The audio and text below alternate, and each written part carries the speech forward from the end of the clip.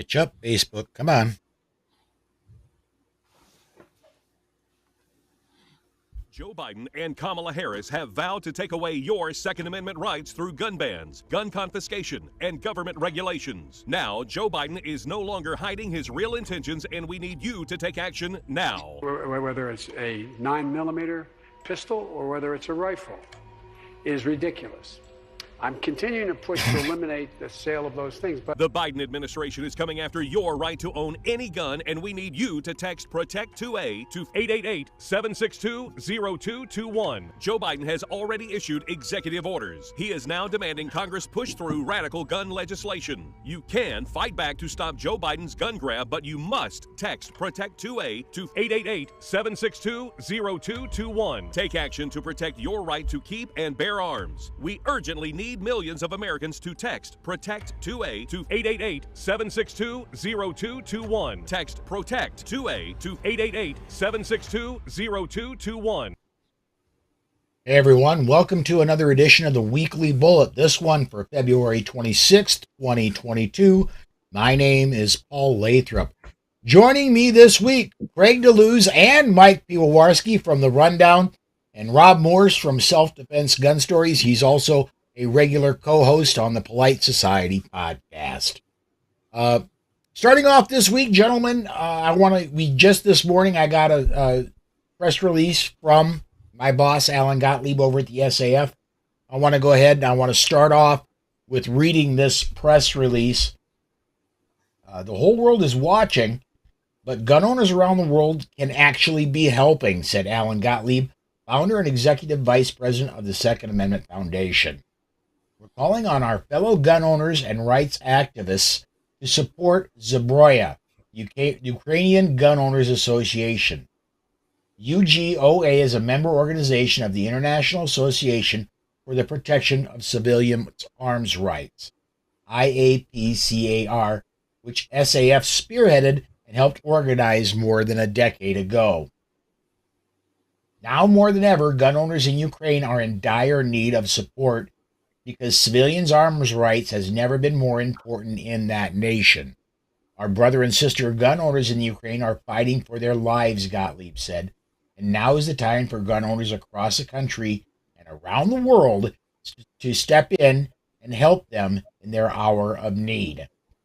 Contributions may be made directly to UGOA by visiting the Zbroya page at the IAPCAR website, Gottlieb noted. Open the page and in the upper right-hand corner, click on the red donate icon and follow the instructions.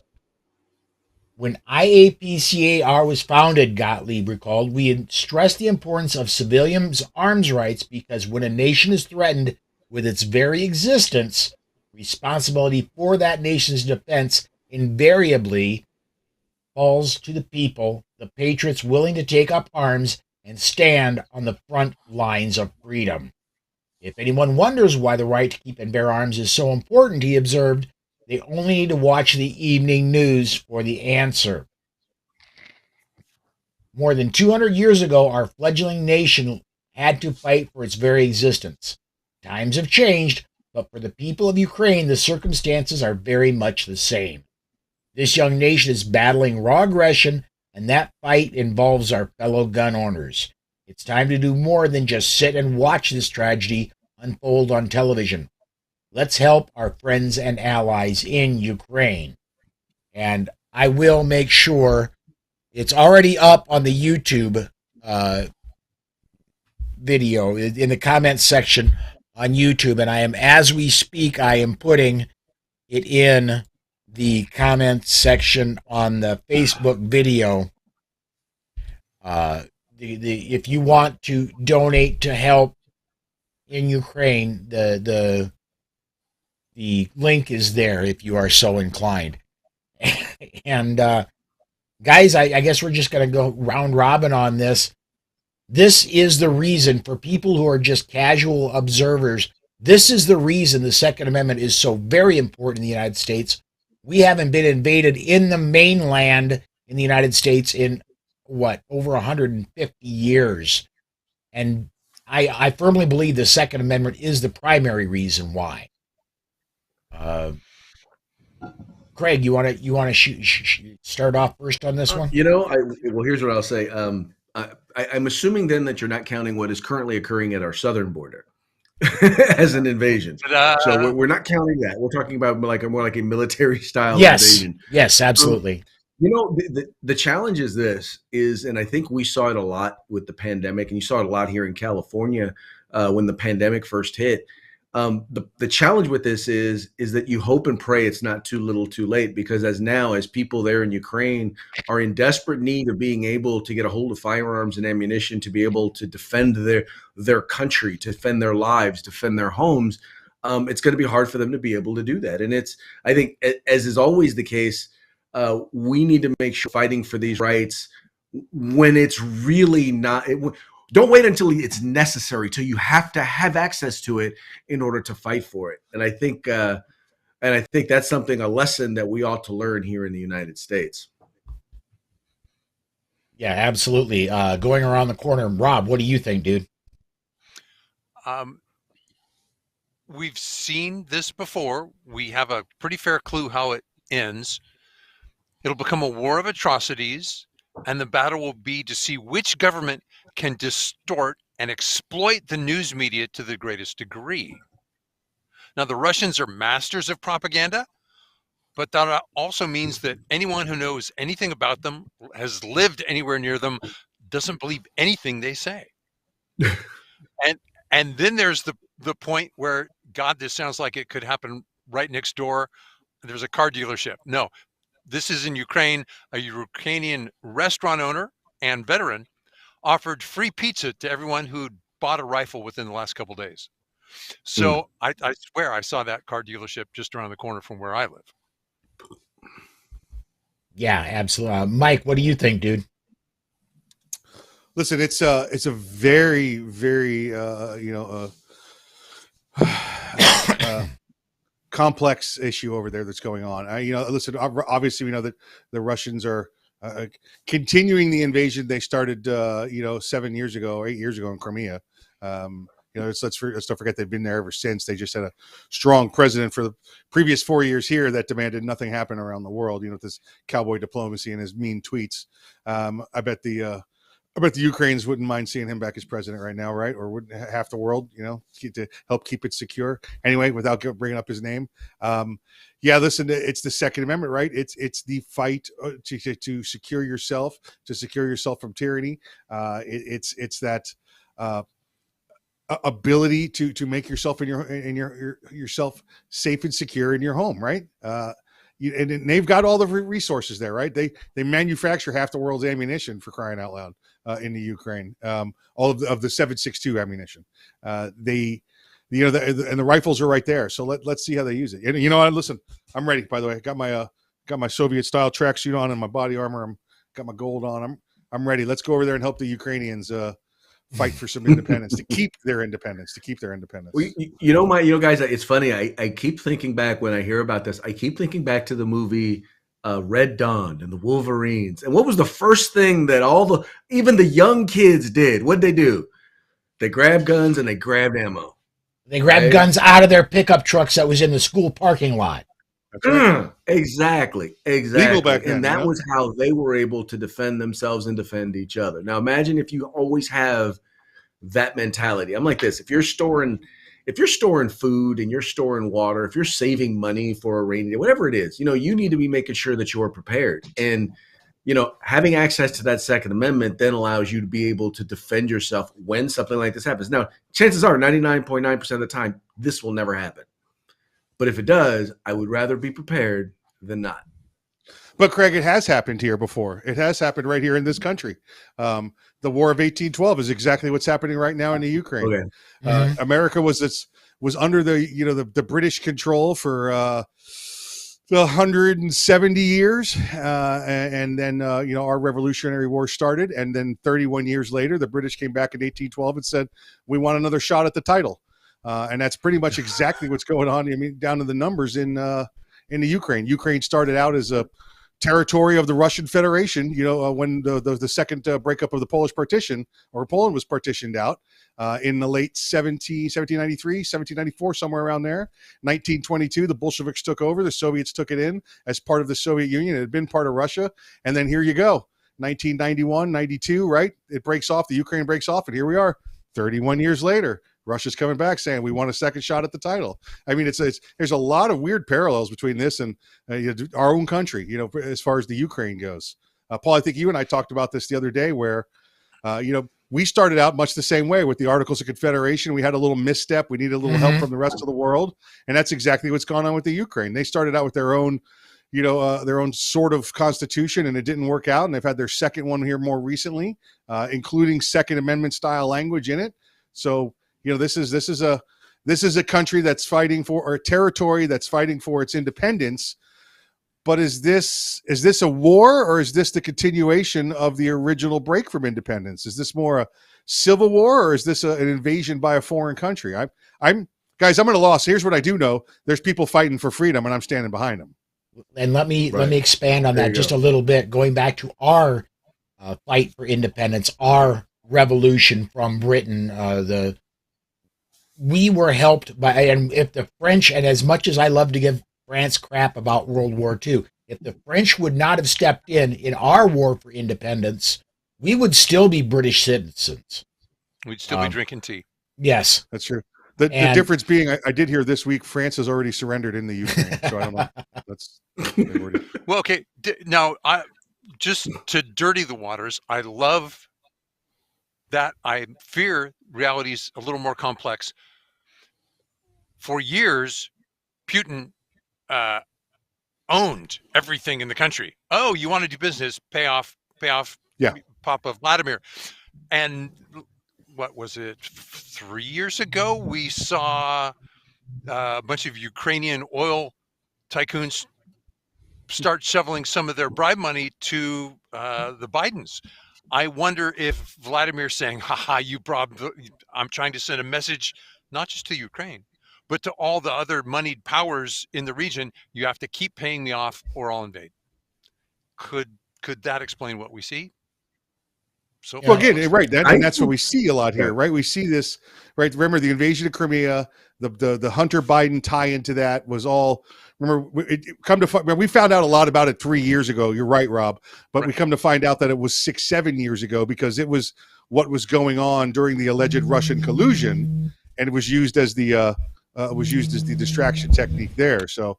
And now listen, Putin's saying he's going to control the world market. Yet we know the Biden's got a hand in Ukrainian oil. What's going on?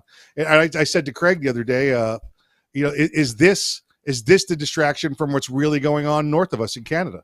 We've got leaders up there threatening to kill their own people at this point. To maintain order against their own constitution up there. Is this the distraction? I recently traveled internationally, and I was struck that you and I are old enough to remember when TSA was created. Yes. And they delivered a security theater on a national level.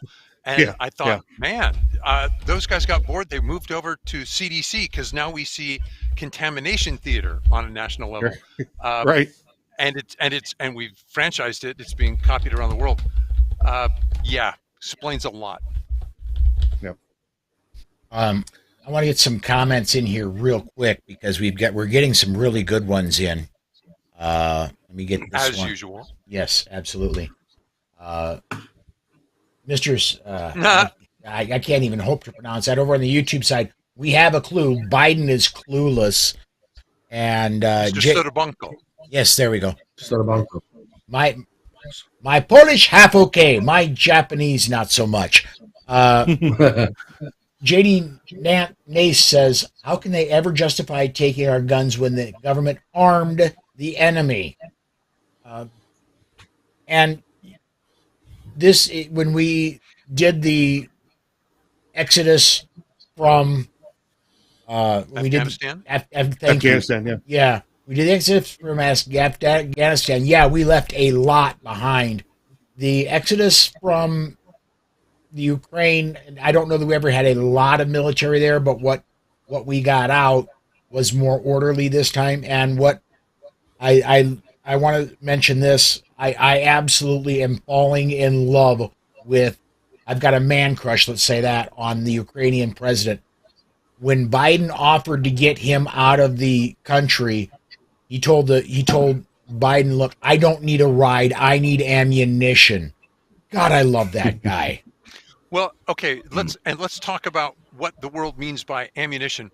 And Craig, you're absolutely right that this goes back not just to the Trump presidency, but to the Right. Obama presidency. I remember Kerry being over in Ukraine going, yeah, if you'll turn in some of your major weaponry, we'll give you some protection under the NATO umbrella in the U.S. And we see what that's worth.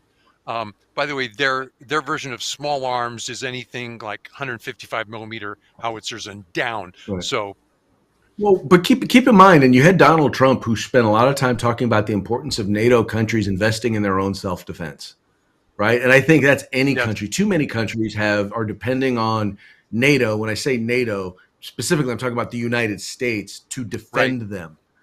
And many of our friends are now finding out that we're not, depending on who's in the White House, we're not dependable, period. Yep.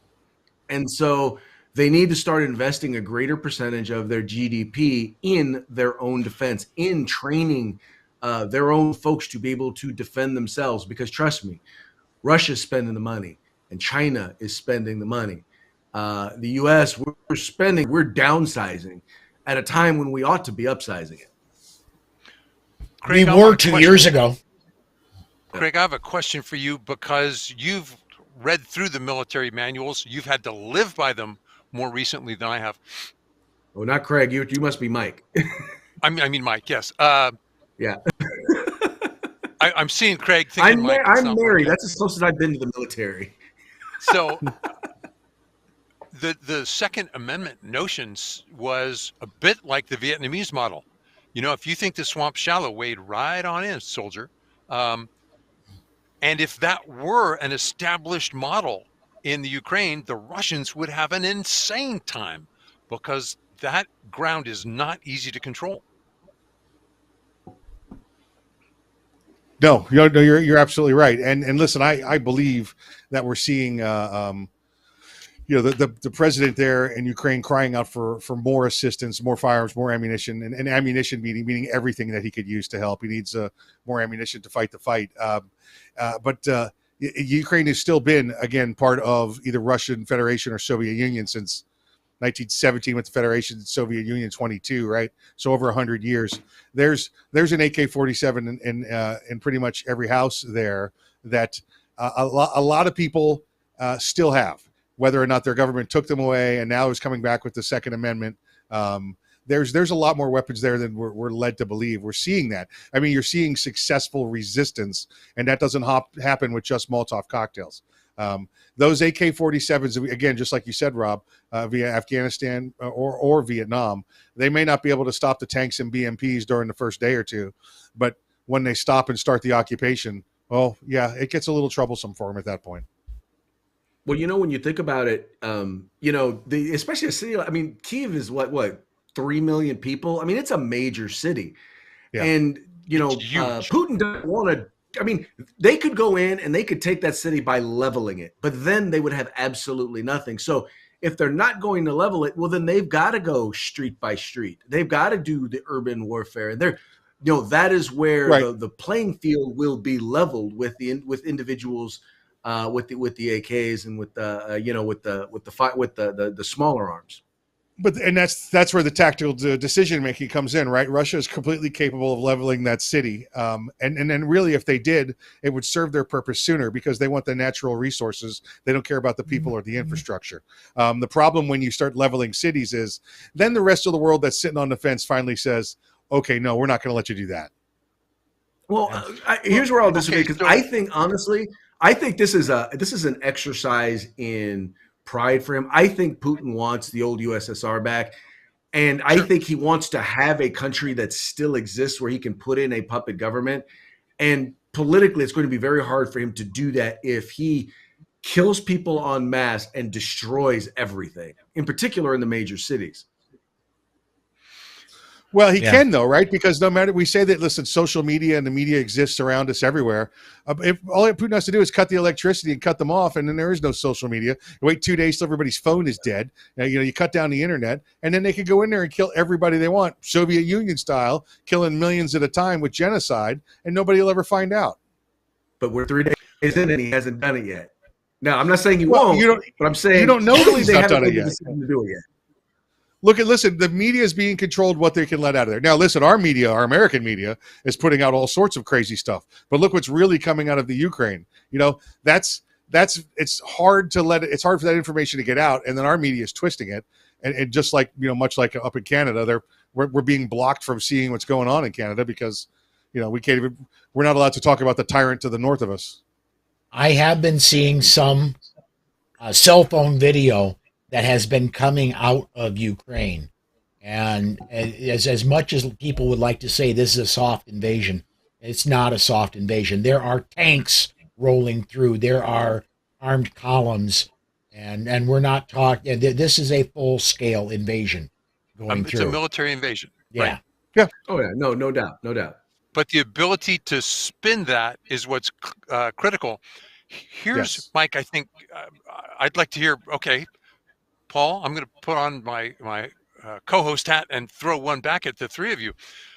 When will Americans, particularly American environmentalists, say, oops, depending on wind and solar was inappropriate, we're buying oil from overseas again, we are no longer an exporter of oil that could moderate political influences around the world.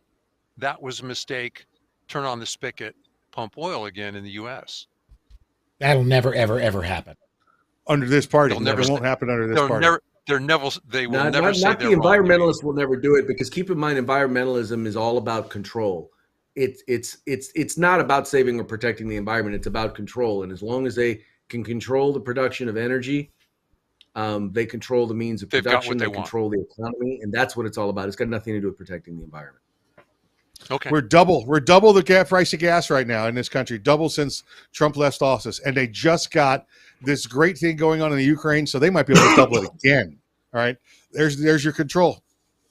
You control your finances, control your pockets. We all talk about these numbers every day. Look at the effective tax rate from 22%, 17 to 22 under Trump, and now it's at 36 to 39 under Biden. They're gonna drive us all into the poorhouse.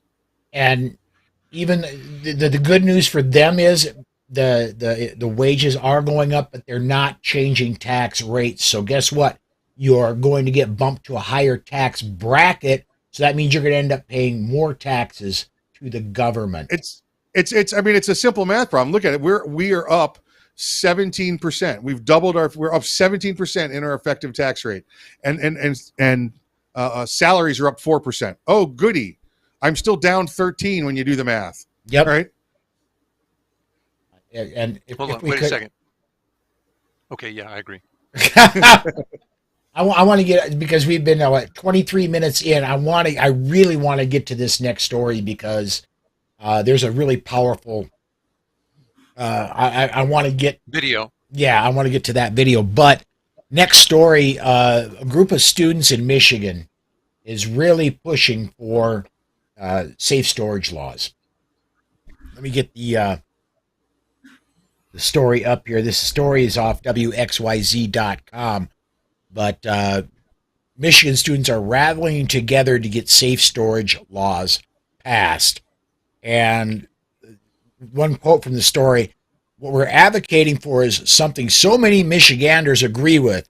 This isn't some radical ask we're trying to push for. Instead, it's something people on both sides of the aisle know is needed. And what they're talking about is safe storage law. If there's a child in the house, all firearms must be locked up. And this past week on the Polite Society podcast, once on the Daily Bullet, I was able to, with permission from the DC Project, air this video. And I got permission to air it again today. I want to go ahead. I want to run this video. And in this video is the single best argument against safe storage laws I've ever heard in my life. And it comes right out of Mary's mouth herself. I'm I'm going to run this video. We'll be back in 1 minute, 44 seconds. My son was shot in the head and killed at a house party with an illegal gun. After he was killed, no one spoke up for weeks, but that's part of the street life. The gun control lobbyist claims their policies will save lives and reduce violence. Well, these policies did not save my son. A crazed drug addict broke into my home, pinned me down on the bed, punched me in my face repeatedly, and then he strangled me. I knew he was going to kill me, and I wondered what my daughter would see when she came home. Then I realized she would be his next victim, and I started fighting for my life. No, I started fighting for her life. I fought to my gun in the dresser. I pointed it straight at him, and he stopped in his tracks. If storage laws required me to lock my gun up, I never would have been able to get to my firearm in time. My son's death was a result of a criminal with an evil heart, a sickening reality of the street life, and the criminal justice system failing to deal with a convicted felon that pulled the trigger. My story is one of the estimated 2 million lives saved by guns each year. I was, and I always will be, my own first responder, and I will raise my children to be the same for themselves. My name is Mary Forges, and my firearm saved my life. My name is Lucretia Hughes, and I am proud to be a part of the DC Project, where we believe education, not legislation, is how we will save lives. If you survived a tragedy and want to make a difference, share your story with the DC Project. If you are a survivor of a violent attack and you need a community who supports you and your right to protect yourself, please consider joining or supporting the DC Project, Women for Gun Rights, at dcproject.info. Wow, that's quite the video. I was speechless the first time I seen it, and it still knocks me for a loop every time I run that video. Again, Mary's story is the single best argument against safe storage laws I've ever heard in my life. What do you guys think? Paul, I don't think this is, I mean, I can cough up numbers. We'll go through them later, maybe. We probably, all of us, know men and women who've been attacked. We know women who've been sexually assaulted. And they're saying, gosh, it's a tragedy when children are shot in school. I'm an expert at this. We can talk about it. But in order to just do something, we should make women victims. Excuse me, screw that. Well, yeah, that's the whole thing is we've got to do something. And I always use the analogy. It's like, okay, my car won't start. So maybe I should rotate the tires because I've got to do something, right? The thing here is, and I like the way they close it out. It's about educate, don't legislate. Because ultimately, when you start to make something a law, the people who are passing the law know nothing about firearms, know nothing about firearms technology, and they don't understand the reason why. If we did a better job of teaching young people, teaching kids to have respect for firearms, understand that it is a tool, not a toy, then you can expect that because we've seen tons of stories of 12, 13, 14-year-olds getting a hold of their parents' firearms in order to defend themselves when intruders break into the home. We've seen the stories. So we already know that it's possible. And imagine if those firearms had been locked up, they would not have been able to have access to them. And that's the crazy thing. It's just this fear that they're pushing. And they're talking about students are pushing this. And I'm sorry, but we're talking about kids who either don't own firearms, they can't legally own firearms. So what makes them experts on this policy area? All of a sudden, I'm trying to get this. Why are we all of a sudden supposed to listen to the most inexperienced when it comes to very, very important policy and the protection of our fundamental rights? Well, Craig, remember, it's not about them and the firearms, right? So, because they're still going to have their own firearms. They're still going to have firearms to protect themselves. They're going to have people around them protecting firearms. When they make the gun laws, it doesn't apply to them. They want the vote. They want to get your vote. They want to get your attention. We saw what happened after Sandy Hook. We saw what happened after Marjorie Stoneman Douglas High School. They're just going to make any opportunity they can, take any opportunity they can to get these laws. What we're going to have to do to change this is do what we all sat around with our thumb up our butts and didn't do, while Eric Holder and Obama were changing the narrative in schools back in the 90s. Remember, back in the late 80s, early 90s, they started putting out how bad guns were. Guns are bad. We have to get rid of guns. They started to brainwash a whole generation of kids. Meanwhile, we grew up in the 80s, right? And, we got Arnold Schwarzenegger shooting, machine guns at the Predator, and we're all happy-go-lucky. And then they changed the narrative, and guns are bad. And we need to do that again. We need to grab these organizations, DC Project, Kids Safe Foundation, that's being run out of Oregon, and those kind of organizations that are dealing and talking to the children and giving firearm safety again. I think I saw in the news this week, Wyoming started doing it again, teaching firearm safety in the gyms at school. It's the only way to get this back. It's a generational mission, guys. It's not something we're gonna solve in a day. We've got to work at this for a long time. It's funny you say that, Mike, because in California, every single firearm purchase, money is supposed to go into a quote unquote safety fund. And that money is used for one thing: confiscation of firearms. Yes. Yeah. Yeah. That's what they consider what they consider gun safety is taking away people's guns. Yeah. Well, and Craig, you asked did you want to throw somebody in, Paul, or shall I ask? Well, take a swing at Craig. The comment from Robert is actually from back a few minutes ago when we were still talking about Ukraine. But yeah, Robert, I'm right there with you, man. Everybody should be able to have anything you can carry or anything you can personally operate. You ought to be able to own. That includes right up to an F-35 or an A-10. If you can personally operate it, you ought to be able to buy it. You can afford it. It should be able to be yours. That's my belief. So, by the way, Craig, it's funny that they're pushing this, because you do know that accidental firearm injuries and deaths are at an all-time record low. Right. Which is, I'm wondering, so why are we pushing this?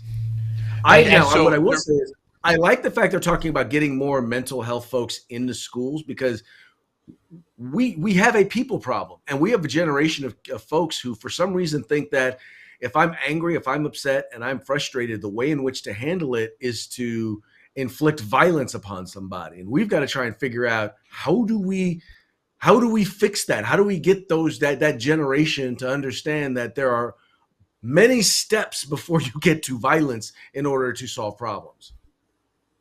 Well, remember, politicians decided they needed more money than the schools did, Craig, and all of us sitting in this quorum right now, we had guidance counselors in our high schools. Remember? Well, they're gone now. They weren't full-time mental health professionals, but that's what they were there for, to sit and provide guidance when needed. And they're gone. But we have because equity officers now. Yeah. They work great. Yeah. Okay, but you asked the question, why are we seeing this push in the media now? And let's dig into that, because I find the answer fascinating. I think our listeners will too, because cute kids generate clicks. Yep. So this is a media marketing scheme. Mm-hmm. The reality is, and I've been there, I would encourage all of you and all of our listeners to go study FASTER, faculty, administrators, safety training and emergency response for schools. Those are the first responders. EMS and the guys in blue are 45 minutes later. Mm-hmm. So how do you stop the threat and stop the bleed? And here's what's critically important. I really want you to understand this. You don't have to stop every threat, because there's a peculiar psychology of these mass murderers. They want to kill, what's the record? 80, 90, 100 victims? 59. If they kill 3 and get smoked by the little old lunch lady who comes out and shoots them in the back of the head, they are a failure to the entire world. And if you say, I've got armed school staff, I'm not going to tell you who they are. I'm not going to tell you when they're there and where they are or how many. All of a sudden they go, I think I'm going to go shoot up a gun-free zone in a movie theater, because if I attack a school, I'll prove that I'm the failure that I actually fear I am. You've got a system where they're like, oh, well, school staff are crazy. If they don't like a student, they'll just shoot a student. That literally, that's what they say. Mm-hmm. I mean, that is the argument. I'm like, okay, when have you seen? Show me one instance where an individual who is armed. Thank you. It's the same argument. It's the same argument. Oh, when we repeal a gun law, there's going to be mass shootings. It's going to be the Wild West. Blood in the streets. Fortunately, I'm wearing my cowboy boots. Yeah. Well, you have a couple comments here I want to highlight quick. Patrick, already on the screen, misuse and lack of knowledge are the two key reasons why firearms mishaps happen. These are behavioral traits, I cannot talk all of a sudden, of a human. And there you go, Patrick, great firearms trainer there in Georgia. And then Pete over at Gun Website says, Professor Yamane said very well recently, we think safety with guns, while their point of view is safety from guns. Yep. Excellent. Yeah, in fact, it makes absolutely no sense. I've joked many times. I've said, I've had my firearms laid out on the kitchen table. I've served them alcohol. I've talked harshly to them. I've abused them. And they've never shot me. Maybe it's the wrong, because have you tried giving them tequila? Because I'm telling you, man, that tequila makes people mean. I think it does the same for firearms. That's why we have the Excellence in Bourbon Network as a safety measure. Thank you, Mike. There you go. Right, you're in location Bravo. All right. Okay, let's move on to something more ridiculous. Let me get one more comment in, and we'll move on to another topic. But Pete says, why now? A, they are losing and need to grasp at these often used emotional appeals because they desperately need support of their supporters in attention from other failures and losses to our point of view. Yeah. Right. Touche. Let me go back to show notes here and just inside baseball, I've got two screens that I can't. Anyway, I've got stories that I want to cover, and then I've got comments, and I cannot have them both up at the same time. So, and guys, I've mentioned this on the Daily Bullet before. New York, I think, really believes they're going to lose at the Supreme Court. I honestly think New York sees the writing on the wall, and there's a new law they're trying to push through. They're going to basically make a concealed carry permit in the state of New York useless. They want, let me pull up this story, because you're not going to believe. Paul, I've got it up. You want me to read it? Yeah, read the list of places you cannot go even with a carry permit. Well, okay, a person commits a Class E felony, so we're not talking about a slap on the wrist. Knowingly has in his or her possession rifle, shotgun, firearm in the following locations. This is where you hold on to your seat. Any form of public transportation, including not limited to railroads, ride-sharing services. Uber? It's private. No, not anymore. Paratransit services, subways, buses, air travel. You used to be able to take your firearm through the airport. No. Taxis, and any other public transportation service. Don't wait. Hold on, there's more. Food and drink establishments, or, okay, you can have a private party. No, my friend. Large gatherings, for which the purpose includes 15 or more persons gathered for amusement, athletics, civics, dining, education, entertainment, patriotic meetings, political meetings, recreation, religious, social, or similar purposes. They just decreed by law, all churches will be disarmed. Have you ever been to a range? It sounds like if you were planning an insurrection, you can carry. Have you ever been to? Yeah. Have you ever been to a range where there's more than 15 or more people there? I have been. Most ranges are now right. Well, you're right. It's literally going to make you a criminal if you use your permit to carry a firearm anywhere, unless you are simply just walking down the street by yourself, not near anyone. And God forbid anyone should ever come near you. Enough people should come near you, or you walk by a crowd. These are, and I forget who said it. These are 1-star people. All right. If you rate people on a scale from 1 to 5 stars, these people are thinking at a 1-star level. They're going to lose to the Supreme Court, and they know that. So let's come up with a plan to make guns illegal everywhere else. That'll be okay. Did you forget why you're in the Supreme Court already? Does it not work that way for you in your brain? Do you not see that A and B go to C and D? it's difficult to imagine that they thought this would be anything but a lame stall tactic. And I think at this point, we really need to consider their tactics. Let's start to ostracize them. It happened in Westchester County. They went through and looked at everybody that had a firearms license, an owner license, not even a carry license, and identified them in the newspapers. I think we should be doing the reverse. Let's put signs in their yard. These people don't own firearms. Let's let the bad guys know, and then see if that's okay. Because you know what? They said they want to remain safe in their homes. They should be able to do so without firearms. Okay, let's mark them. Let's let people know where they are, and then just let nature take its course. I've seen that meme, and at the bottom of it, it makes sure to include. And please know that I will not step in to help defend them if they are robbed. Yeah, listen, I've seen the meme also, but I'm serious. Listen, they did it to gun owners in New York. Yes. They doxed them. It was before dox was even a word, right? And they published it in the paper. I think we do the reverse. Hey, these people don't have firearms. Feel free to let them know how you feel. Mike, if they're 1 star, they're batting above their weight to include. Oh, well, it's just because you have to enter something. It's like Amazon. You can't give 0 stars. Well, but here's my concern. The Supreme Court only takes 1 out of 1,000 cases that are appealed to it. Yeah. So if they throw out 99 pieces of garbage or 1,000 pieces of garbage, 999 are going to stick. And our court has been reluctant to describe, to rule broadly.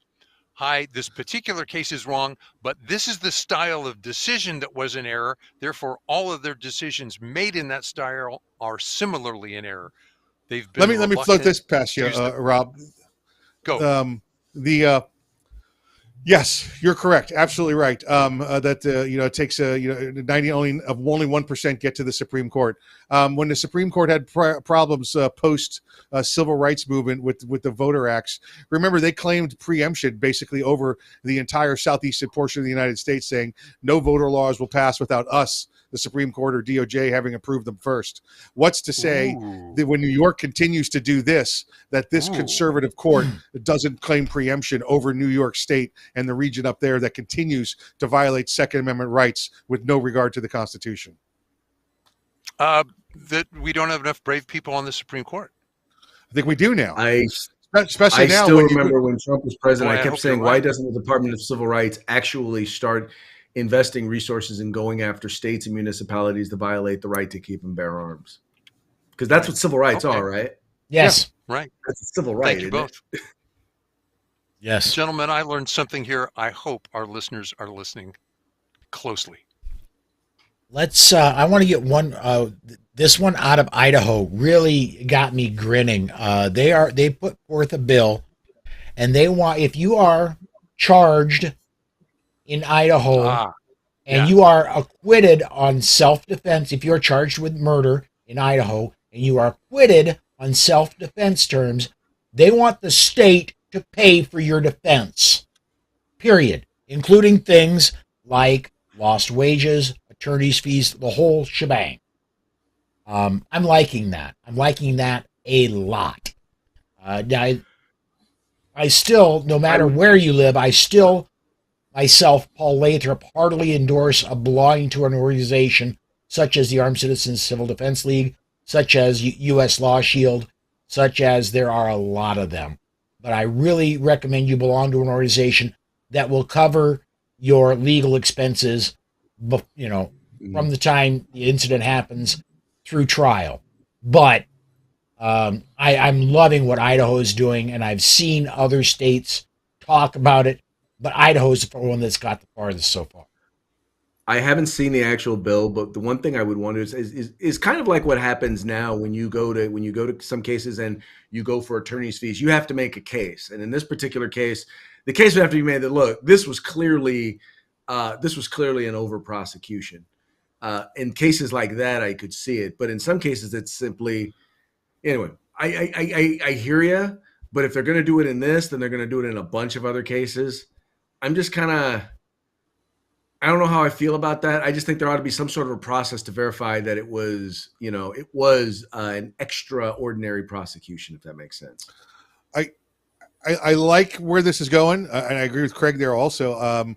I think they need to take a little further step. Florida's actually done this under our preemption statute, and I mean they're fighting over this provision of it, but it's in our preemption statute where, let's say, just like this is proposed, you claim self-defense, the state says no, and you end up winning your case, that the state has to pay for your court fees. Well, one way, Craig, maybe this helps you to keep this malicious prosecution from occurring, because face it, if the state has to pay for the defense, it's coming out of the state funds, which means it's coming out of your taxpayer dollar, which means you lose twice, really. So why don't they put in there, and this is what Florida has in our provision, that if it's found that this was malicious and it was found that it was not guilty, the individuals have to be held liable as well. The individuals can lose their licenses if they're practicing law, or if they're judges, or if they're police chiefs. The governor can remove them from office. They can each be fined up to $10,000, and no public funds can be used to defend them. They must defend themselves. Well, I think that's exactly what you're talking. I wasn't going to use. I think that puts a stop to it. I think once it's no longer, listen, because I could do my Jack McCoy impersonation and get everybody for depraved indifference, right? But as soon as I got to pay for my own dime and my own lawyer to defend myself, rather than my city or my county, then maybe it'll stop. And I think that's what it has to come down to. You've got to hold the individuals responsible, not just the organization. What was fascinating, and these laws vary by state to state. Some said, okay, we get you for legal fees, because let's face it, the prosecution, even if you're found innocent, is the punishment. Yes. Then others said, well, okay, there's legal fees. Well, how about lost wages? Because your life was turned to crap for the last 9 months, and you couldn't earn a living for yourself and your family. So different states vary in those details. So this week, I think, is the 10th year anniversary of George Zimmerman's acquittal. Yes. You think he's been able to hold a job in the past 10 years? No. That kid's ruined for life. For life. And as a matter of fact, I mean, I've had the pleasure of meeting and interacting with George Zimmerman. I'm honored to call the man a friend. And the guy, I don't think, will ever be able to hold a regular job, simply because the notoriety of that name, and let's face it, the notoriety comes from the legacy media and the demand to drive his name into a villain status. And he's now guilty, even though he's been found innocent. Yes. In the eye of the public, because of them, he's now guilty, even though he's been found innocent. That persists. He was going to speak, I believe, in Western Idaho, and there was such public pressure put on the venue, they canceled the conference. Let's see here. Let me get. First of all, I want to go back to that story here real quick. For the Idaho bill, the only thing that has to happen, there doesn't have to be a malicious prosecution or anything. The only thing that has to happen is a not guilty verdict.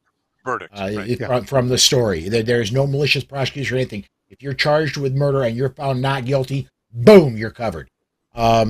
So I like that part of it. There's no requirement of a malicious prosecution. And secondly, on this one, it does cover lost wages and lost business opportunities. And it comes from the money comes from the county, not the state.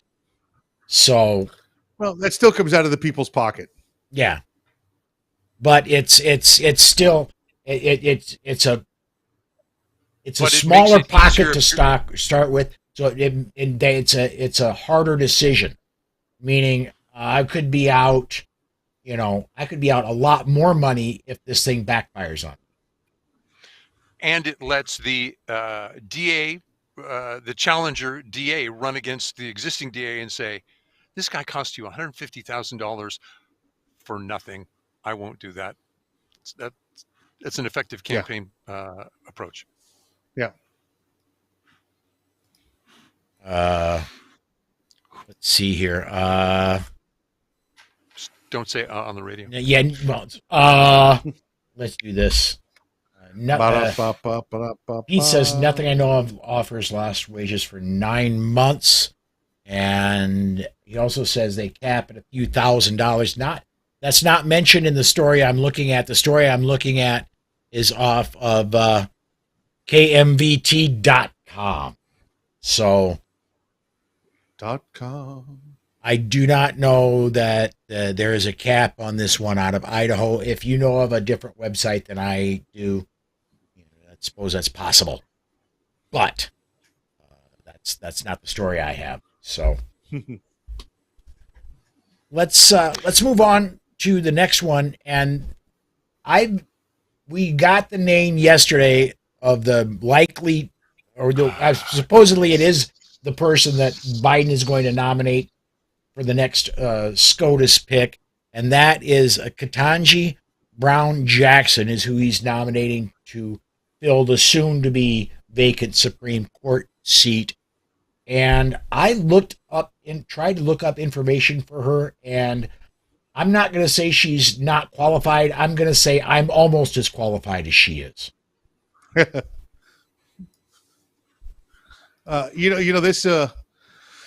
This one's ridiculous, right?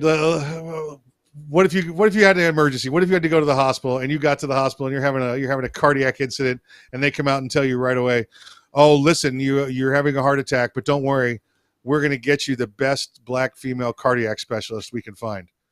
Well, hold on now.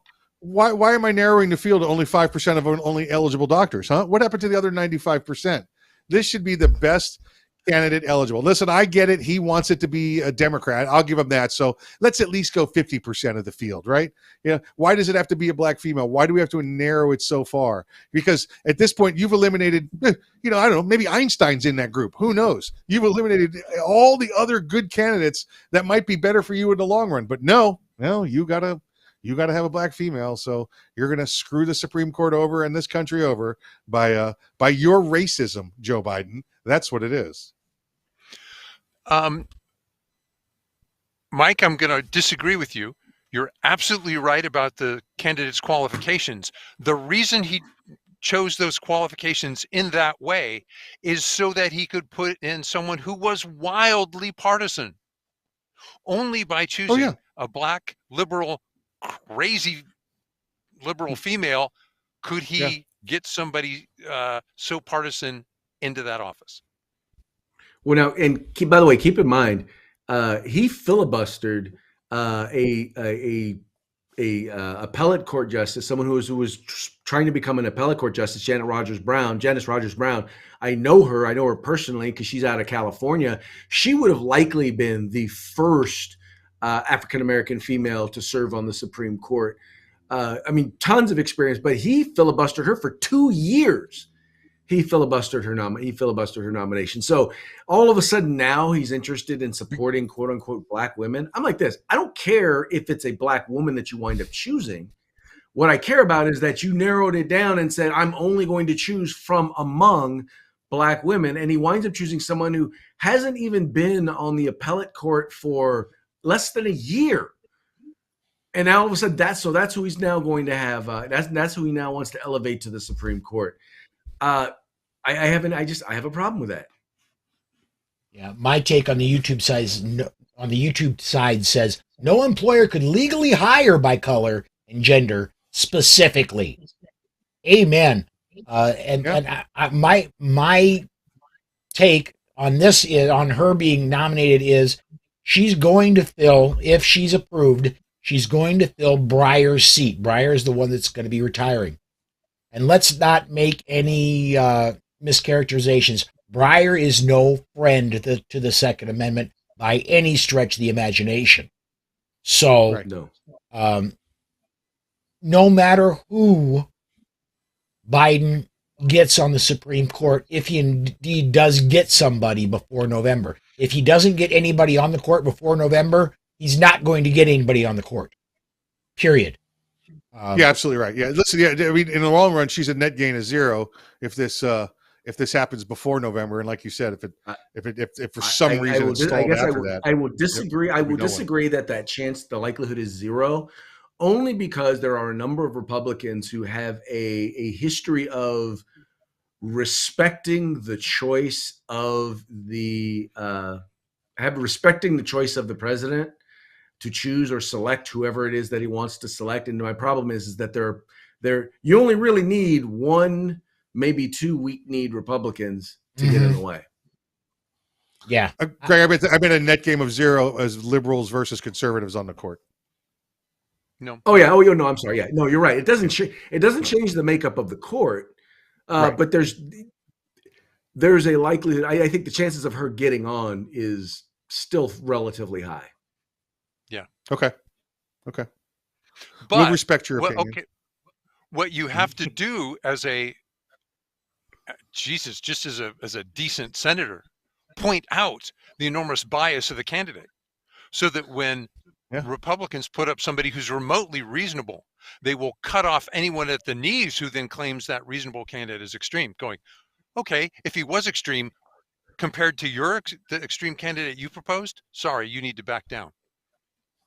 Well, but that's always kind of been the case. We've never gone after a Democrat nominee the way Republicans have never gone after a Democrat nominee the way they've gone after, whether it was Borg, whether it was Clarence Thomas, any of the three that just came through. I mean, Democrats are merciless. I mean, they accused one of them of raping someone in high school. Absolutely, positively, no evidence.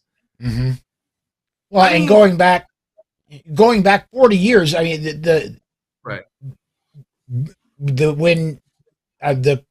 phrase is getting borked, and that's going back to the late early 90s when Robert Bork was a appointee for Reagan Supreme nominee. Court, and Reagan nominee, and liberals absolutely attacked him full force with everything they had until he finally said, "Look, I've had enough." He pulled his own nomination rather than Reagan pulling the nomination. Yeah. Mm-hmm. I still like the Kavanaugh point method being where he that- comes in and just goes, right here, here you go. Exactly. What do you mean? Well, Mike, expand that, would you please? When Kavanaugh walked in and he had the opportunity to sit there and take it, or he had the opportunity to fight, and he went in and he goes, "Come on, bring it on." Yeah, I drink beers. Come on, bring it on. And he went after them. Right. But All that's right. not what it takes.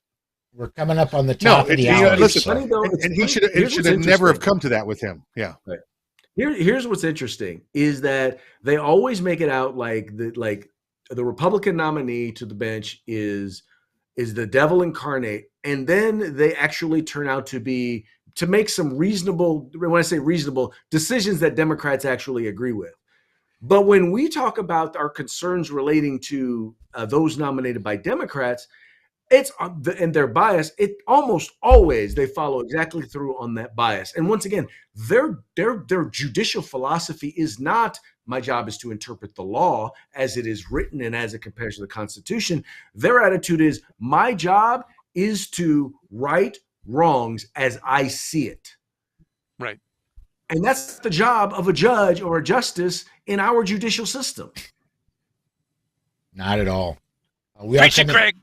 We are coming up on the top of the hour, guys. And so, as we do, Mike, first of all, I want to commend you, dude. This is the day of opening games for spring training.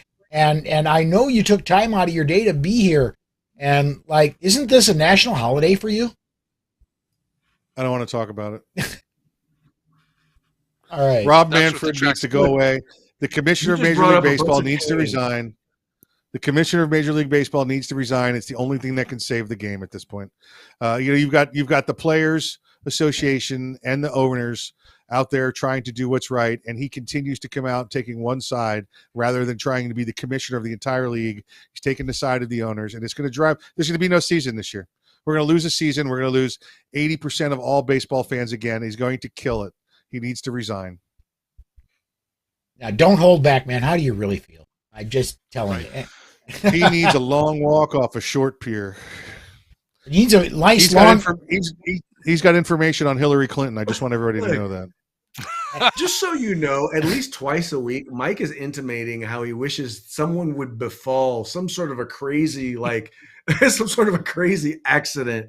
What's the name of that? I'm trying to remember. What's the name of that series of movies where people have these crazy different accidents? Do you remember the name of that series? Animal House? No. Top It's like Gun? one of those horror movie flicks. Oh God. Anyway, Well, isn't there one like Don't Look Up? No, that's something else. But No, anyway, that's just what Mike reminds me of. Mike, you're wishing him a nice long vacation in the eastern Ukraine, right? Yes, I am. Yes. He's known to be exactly. He's known to it for his Russian heritage, by the way. Final Just to say Destination. That's what it is. What was that again, Sorry, Craig? I can't help you there. It's called Final Destination. I don't know why. New one to me. But that's Yeah. Maybe it's something in California. I don't know. That's a new one to me. Let me get this one in here real quick. My take says play ball, not politics. Unfortunately, man, especially in the Second Amendment arena, you cannot get away from politics. It's if you want your Second Amendment rights, you have to be politically involved. There's no way around True, it. but my take. I hear you. My take. Yes, it's why I've stopped watching the NBA. I can barely watch football, and it's hard because I do politics on the regular, and I hate the fact that they're putting politics in my what is normally my escape. Oh, 1,000 Ways to Die. I remember that movie.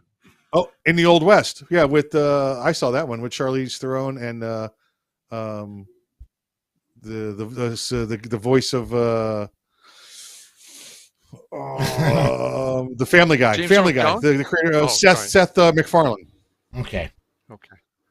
All right. Well, let's because it's shorter. I'm going to start with Rob first. Dude, tell me what's been going on with self-defense gun stories and anything you want to tell me about what's going on with slow facts, man. I just put out a podcast with Amanda Suffolk. Next week, I'll record another one. Those are 20-minute podcasts. We look at what our neighbors did right as they defended themselves with a firearm. My blog is at slowfacts.wordpress.com. Been doing it for a decade, 1,800 articles, an overnight sensation. The latest article is about defending our children at school, why they're murdered, and why we can keep our kids safe. All righty, very cool. Mike and Craig, tell everybody about the rundown and what that is and how people can get to it. Go, Craig. Well, the rundown is basically it's an opportunity. We talk about politics and we talk about we call it 2A news and conservative views. We're on Monday through Friday. You can find us on Facebook, on Rumble. We're now on OpsLens, but we're on every single week, and we just do a rundown of stories and talk about them from the average guy's perspective. If you want to get more information on us, you can find us at therundown.us.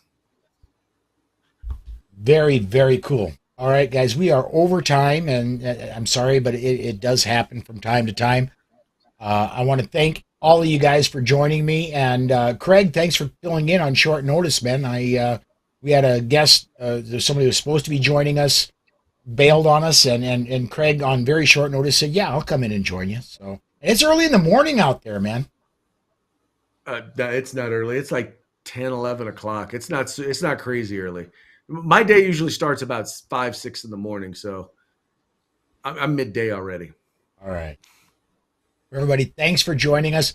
And come join me Monday through Friday next week at 5 p.m. Central Time for the Daily Bullet. A lot of these guys will be joining me throughout the week, and we'll have the news of the day and Second Amendment news. And then next Saturday again, noon Central Time for the Weekly Bullet. That's going to do it for this week. Thanks, everybody, for watching.